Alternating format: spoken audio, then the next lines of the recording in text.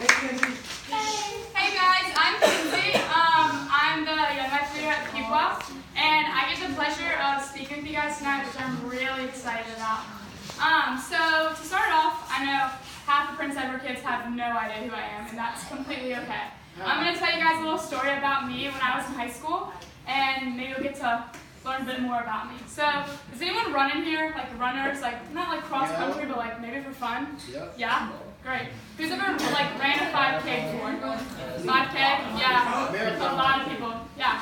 So there was this one time that I was running a 5K with my brother, and I was almost at the finish. You know those little like water stations they have, and you're like, oh yes, like I'm getting water, like this is the best day of my life, I'm dying. So I'm running and I see the water station and I'm like, yes, like I can breathe, like there's a water station. Well, a quarter mile closer was this little boy, at the time, probably looked like he was in elementary school, holding out this cup of water, and I was like, yes, like I'm gonna go to that little boy. But it seemed a little weird because so many people were passing him, but I was like, I'm gonna make his day, I'm gonna stop, and I'm gonna take the water from him.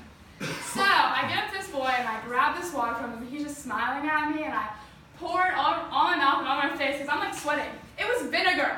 It wasn't water. It was vinegar, and I was so disappointed. I was absolutely disappointed. I was running in what this thing looked like water. It looked so appealing to me. It wasn't water. It was vinegar. And then as I kept running, I looked back and he's like running away with his friends laughing, and when I was looking back at him, he was probably in middle school, like he wasn't in elementary school. Like he definitely meant to do that to me. It wasn't a joke. So that's a funny story about me and getting to know me. I don't run anymore, but that's a really funny story that I will tell. I definitely don't have the runner's body anymore, but I did used to run. So that was a funny story about me. This semester, guys, we've been talking about Jesus and who he is, and we've gotten to get to know him a lot more. And I get the pleasure of standing up here and telling you guys one of my favorite stories in the Bible. So I'm going to go ahead and jump in. This is John 4. So it says, now Jesus learned that the Pharisees had heard that he was gaining and baptizing more disciples than John. Although in fact, it was not Jesus who baptized, but his disciples. So he left Judea and went back once more to Galilee. Now he had to go through Samaria. Jacob's well was there. Jesus, tired as he was from the journey, sat down by the well. It was about noon.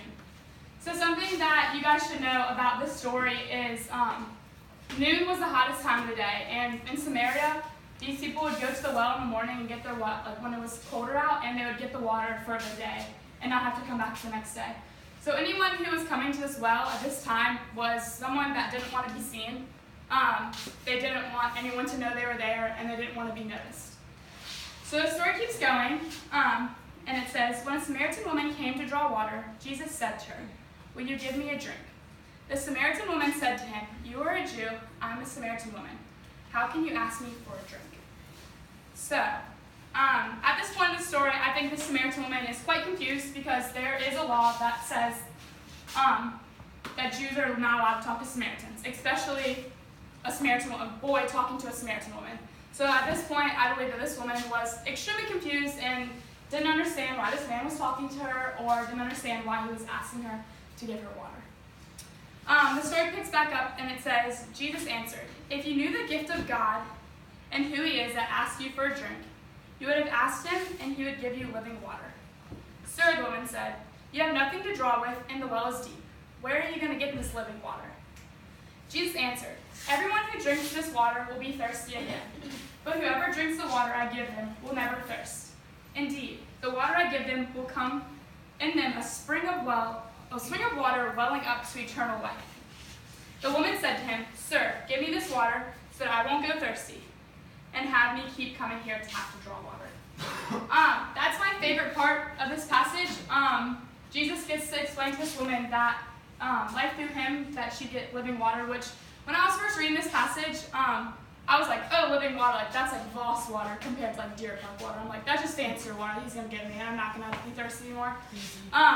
But then as I dug deeper, I realized that Jesus was using living water as a metaphor in this situation, and that Jesus was saying that living water is eternal life through him, and that he's explaining that life with him is better, and that your desires will be met with him.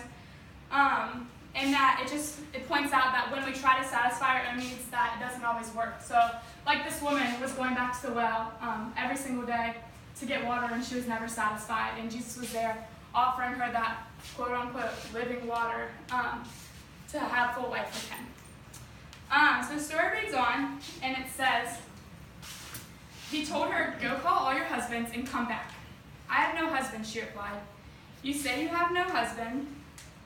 You are right when you say you have no husband," Jesus said. "The fact is you have 5 husbands, and the man you are with now is not your husband. But what you have said is quite true." So that caught me off guard. Like, if some random person would walk up to me and be like, "I know you have 5 husbands, and the guy you're with now is not your husband." Like, how did you know that?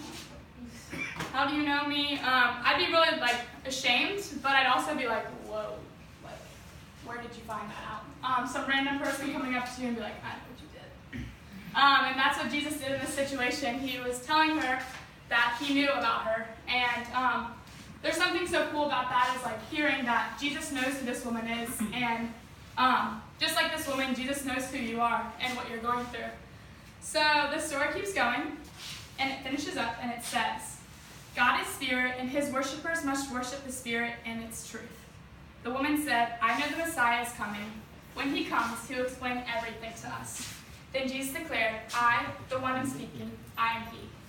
You guys, that story is so cool to me.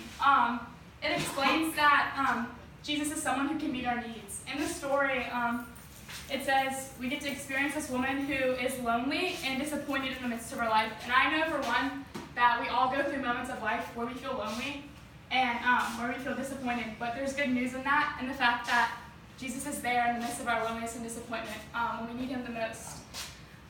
Much like the race, I thought my drink was going to be water, and it wasn't. It was vinegar. I was extremely disappointed. I was actually quite upset, more than disappointed. I was really upset because I thought that was going to satisfy what I needed during that race, but it didn't. I believe that we all go through moments of life where we want more, and where we believe that there's times where we're wondering, is there more to life than what I'm doing right now? Is there more to life? Is life more giving? Is there more joy than what I'm having to go through right now?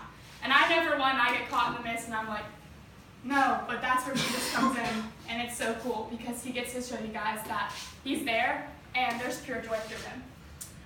The question I'm going to leave you guys with tonight is, where are places in your life that Jesus could satisfy your needs?